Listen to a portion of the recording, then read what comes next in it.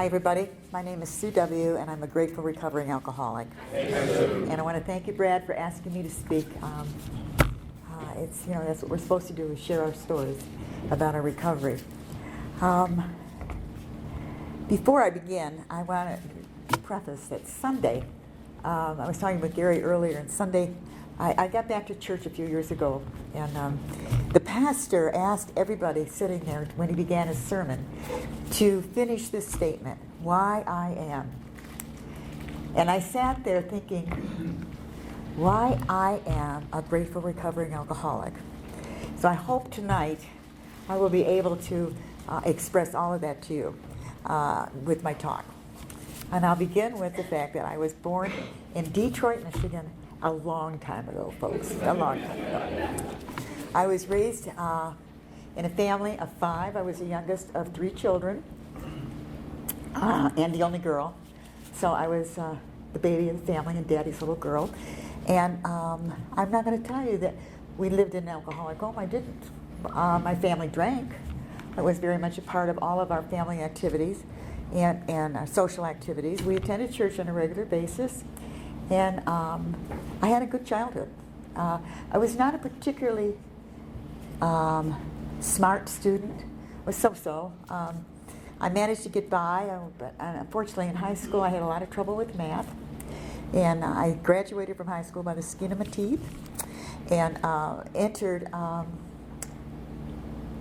we called it junior college. I guess you would call it community college today, but back in the good old days they called it junior college.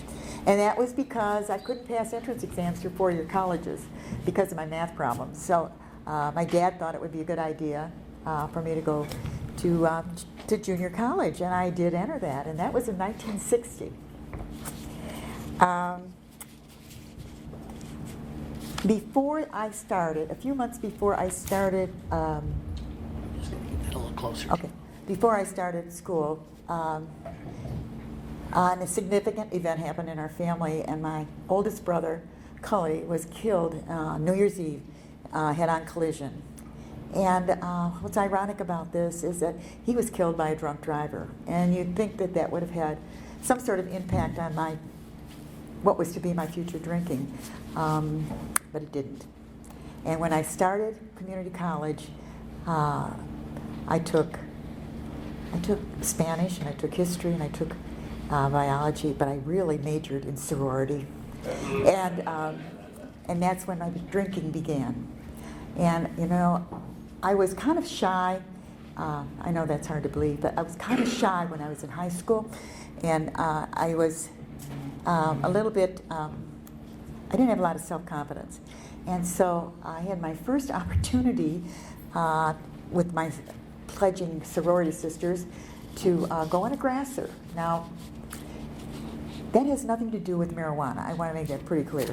Years ago, grassers were you skipped class and you went to the local park, somebody had phony ID and they would buy the booze and the beer, and we would sit out in the park and drink.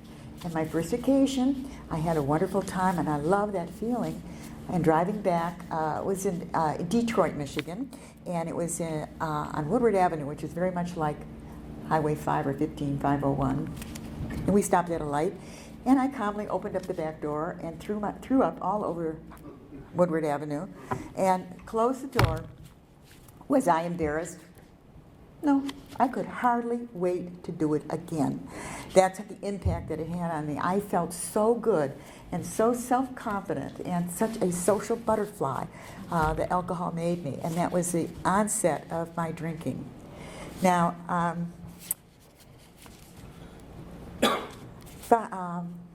don't know if it would surprise you, but I did flunk out of junior college because you don't take exams when you've been drinking, you know, and expect to pass them.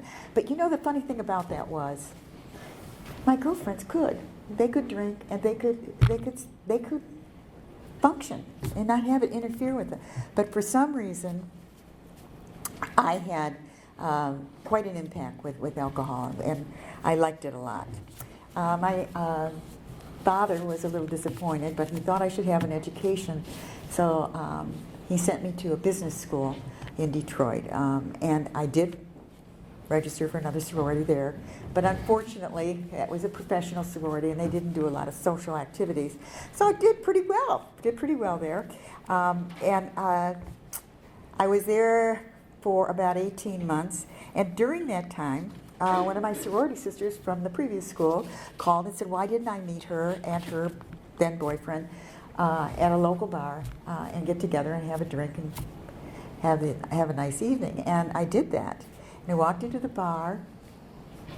This was in September of 62. I walked into this bar, and there was this cute little guy serving. And I said to myself, boy, he's cute. And I had a few drinks, and by the end of that evening, I decided that I was going to marry this guy. And he was really a diamond in the rough. And actually, he was not a bartender by trade. He was subbing for his mother that night. And we began to date, and we got married about 6 months later. And we began, my drinking career with my then husband began. From the next several years, I call these my functional alcoholic years. Okay, we had a child, and during my pregnancy, I threw up blood, and it scared the living daylights out of me.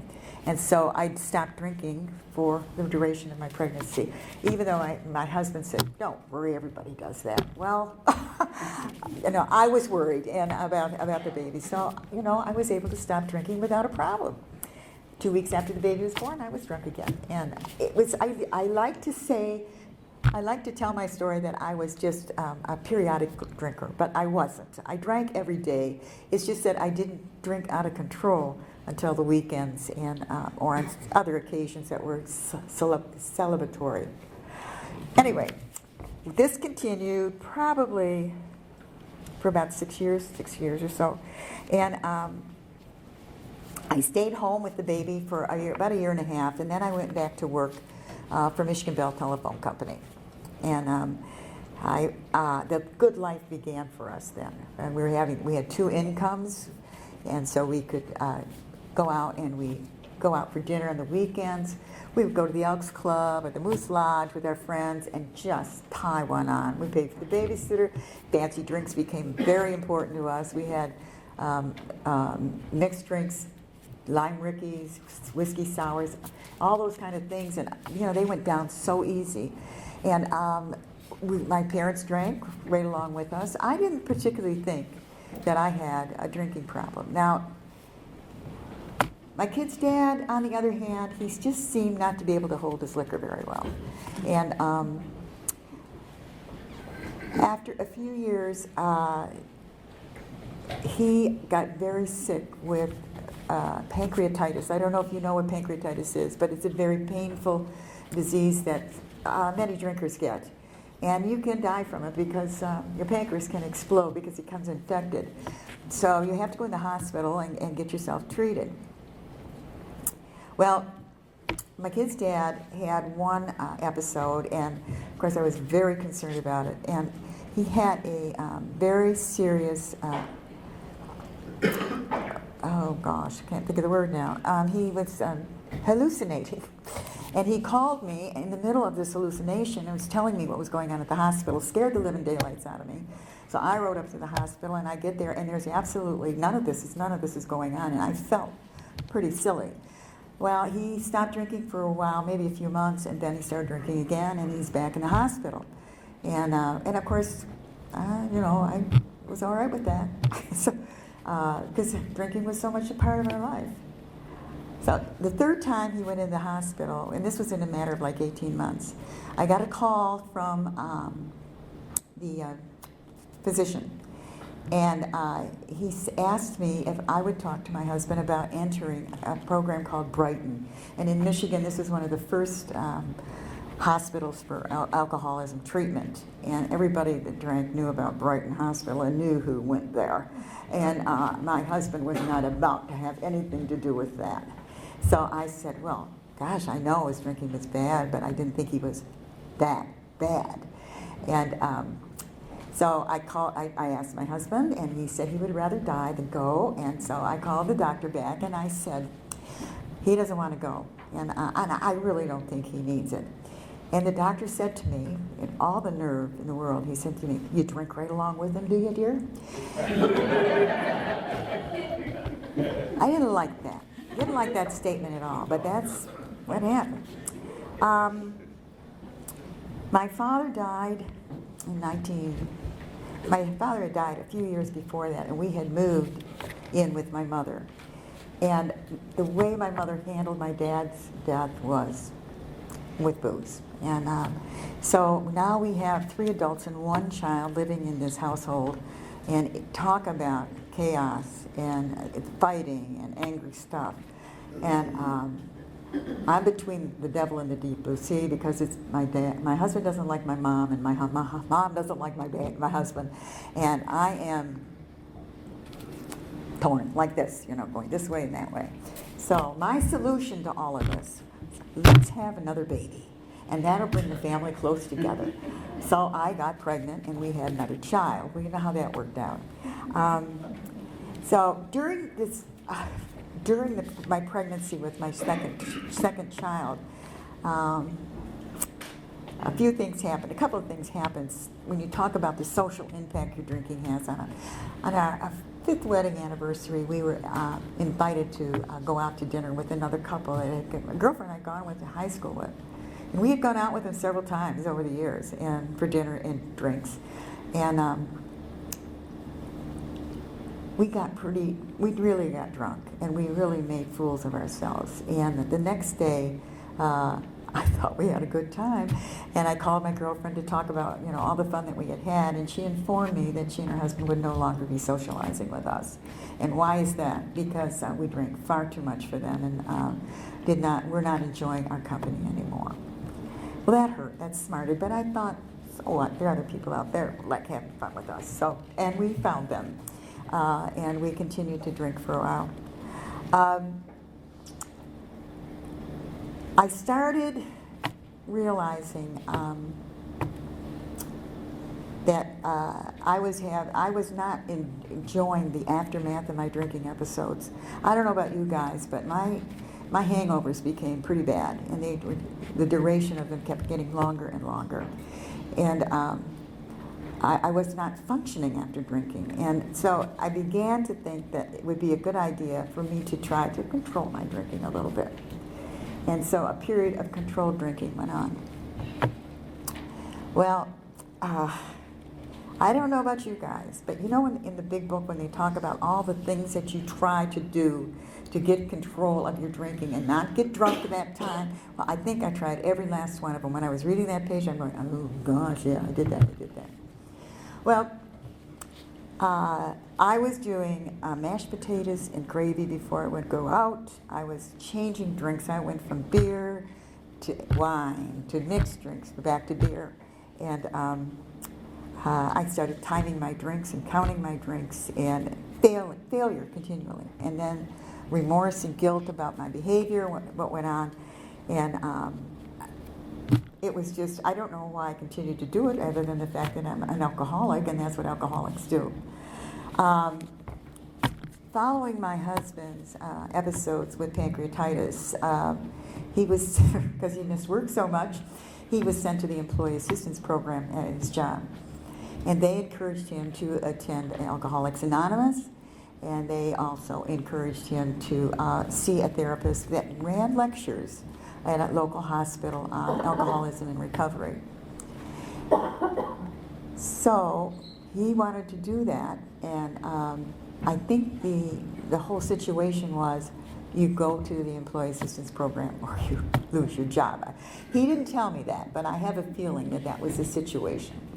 Well, because alcohol and the drinking had caused so much unhappiness and chaos in our life, and I was at the point where I was having difficulty with my own drinking, I thought, well, I don't want him to be sick anymore, and I'll support him, and I will go. So I started attending open talks like this, lecture series with him, and we went to Tri-County conferences, and as a dutiful wife of a recovering alcoholic, I joined Al-Anon. And I worked on my husband's recovery for a couple of years. Until we have this defining thing, a turning point in my life. And over these, it was about, I don't know, year and a half, 2 years, you would think that I would be a happy, joyous, free person. But I was miserable, I was discontent, I was irritable, snapping all the time, didn't know what was wrong. And one evening at dinner, my little girl at the time was probably 10, I guess, she spilled milk. And I stood up to clean it up, and she went like that. That scared me because I was not into hitting my children. When their diapers came off, that was the last time I hit them. But with my words, evidently, I had been hurting her a lot. And my husband said to me, "You get yourself some help, or I'm going to divorce you." Well, I went to my Al-Anon sponsor with this, and I had been depending on her for quite a while. And she said to me, "You know, I noticed that you're just miserable, and I don't know what to do for you anymore, and I'm wondering if you're in the right program." Excuse me? So I fired her, and I went and I called an attorney. I made an appointment for an attorney, and then I went to see a therapist who was running that lecture series that I had been attending at the hospital. And I started to see this therapist, who also happened to be a recovering alcoholic. And I guess he saw me coming a mile, because he started asking me all these questions. And about the 8th or 9th session I had with him, he pulls out a Jellinek chart. I don't know if you guys know what a Jellinek chart is, but years ago in recovery, they had a symptom and phases chart for alcoholism, and there were 3 separate phases, and I was well into phase 2, thank you very much. See, I thought blackouts were fun. I thought that meant that you had such a good time you couldn't remember what you did. I didn't realize you were still walking around and acting like you were awake. And I did a lot of things in those blackouts that, thank God, I can't remember. But at that time, when he told me that I was in middle stage alcoholism, I decided that I might want to change programs, and I began to go into AA meetings. The next few years, I call my growth years. I started with AA. I was going to meetings about 3 times a week, and I decided to quit my job. I'd been working all that time, and I started to go back to school, and I became Susie Homemaker for a while, and thoroughly enjoyed it. Unfortunately, the marriage in recovery, very often marriages don't work out, and ours did not. We took different paths, and we ended up being divorced in 1981. I continued with school. I went back to work with Michigan Bell for a while, and I started attending meetings a lot more regularly. When I was going to school, I was given the opportunity to work an internship at a substance abuse treatment center.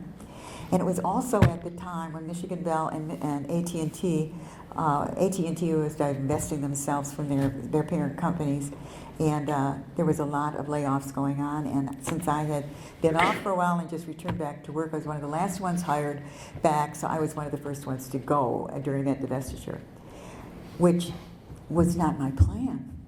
My plan was to continue with them, get my degree, and then go to work in the field of alcoholism. But the higher power had a different idea, and I lost that job, but it gave me the opportunity to do my internship, and I did it at a treatment center called Columbia Air in Michigan, and as a result of that internship, they hired me. And so I was working in the field and having a wonderful life in recovery. Started dating again, and met what I now refer to as my higher power, and we got married in 1985.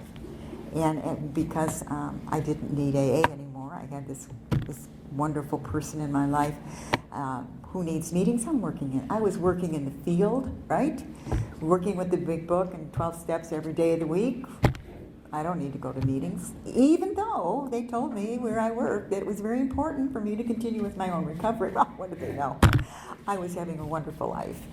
Well, the marriage lasted 5 years.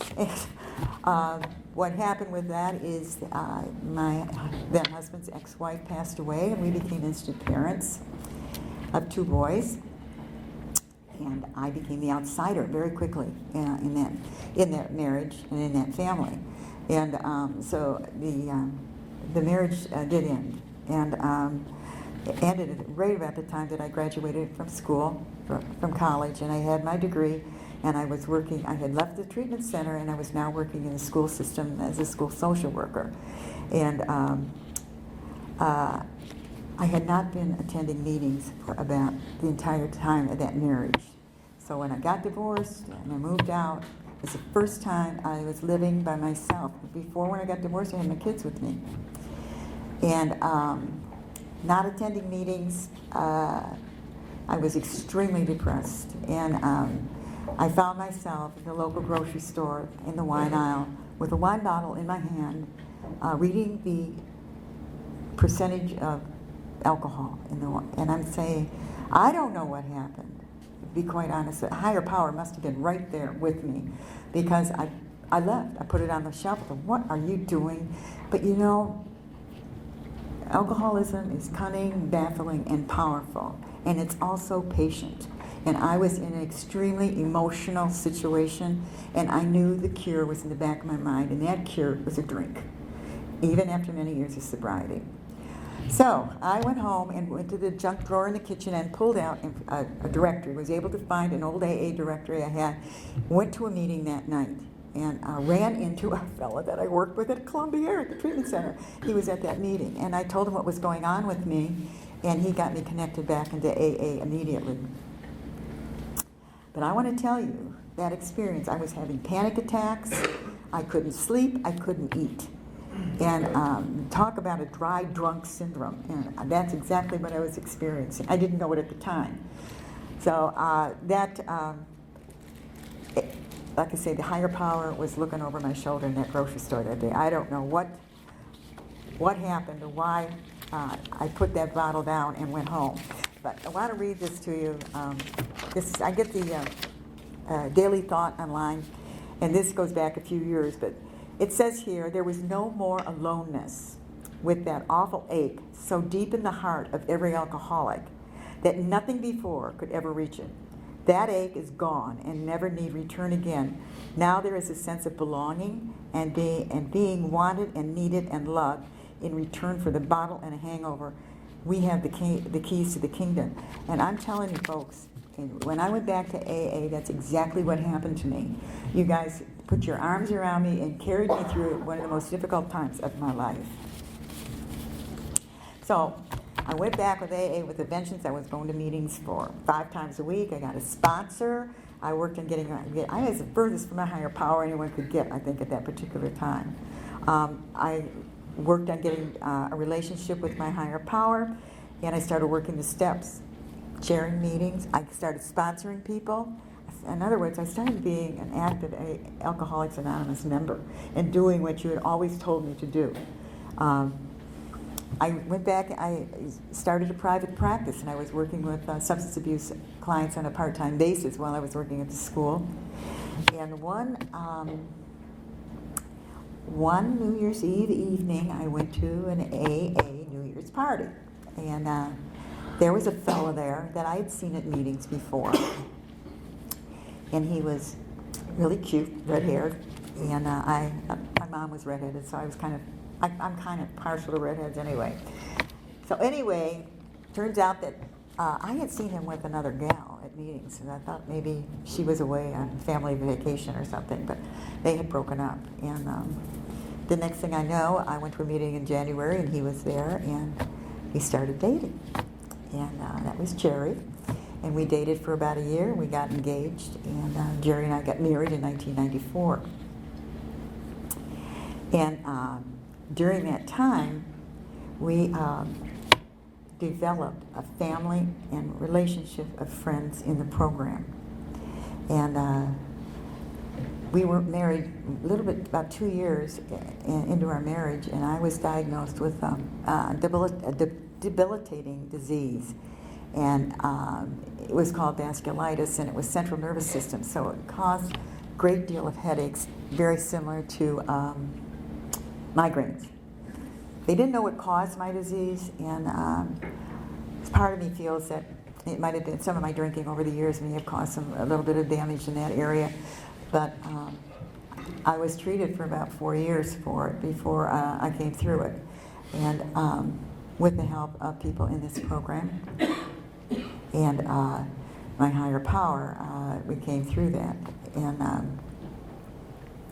I had been in remission I came in, we moved here 13 years ago, and I had been in remission for 13 years. But the family setup that we had in Michigan when we got married, we had a pretty large wedding, and 90% of the people there were AA folks. It was our family in AA. And to this day, we're very close to all those folks. And when we started coming down here, we started going to meetings, and we selected this area because of all the meetings that were available to us. I would like to say that throughout the years, it's been a piece of cake. But you know what? There's no guarantee. When we get sober, life happens to us, and a lot of things have happened to Jerry and I over the years, and we have been able to work through them. But I get very nervous about thinking of how we would have handled it if we were still drinking. I have a feeling we would both be dead by now. We would never have made it through all of life's difficulties while drinking. I think booze would have taken us either health-wise or an accident. But with the help of all you people that sit at these tables, we have had a marvelous life. And I can't say enough for the program and what it's given me. I will say that soberly, I'll just go through, I'll recap some of this stuff for you. That soberly, I have survived 2 career changes. I have survived 2 divorces, 2 remarriages, 2 stints of unemployment, a debilitating illness, let's see what else, menopause, a retirement, a long-distance move, with the help of my higher power and all of you folks that sit at these tables. And I have established long-term friendships, loving friendships with both my brothers and sisters in this program. And I am just true, and that is why, Lord, that is why, guys, that I am a grateful recovering alcoholic. So I say that to you and to my minister, if you can hear it, and that is something that I can't imagine my life would be like without you guys and without this program. There's one other thing I'd like to read to you before I close, and that is, Brad called me early in December and asked me to do this, and this was on the AA Daily Thought for the day, just a day or 2 later. It says, living sober. It says, somewhat to our surprise, staying sober turns out not to be the grim, wet blanket experience we expected. While we were drinking, a life without alcohol seemed like no life at all. But for sober members of AA, living sober is really living, a joyous experience. We much prefer it to the troubles we had with drinking. Well, one more note. Anyone can stay sober. We've all done it lots of times. The trick is to stay and to live sober. And I hope all of you will be able to do that over the years. And that's my story, and stick to it. Thank you very much.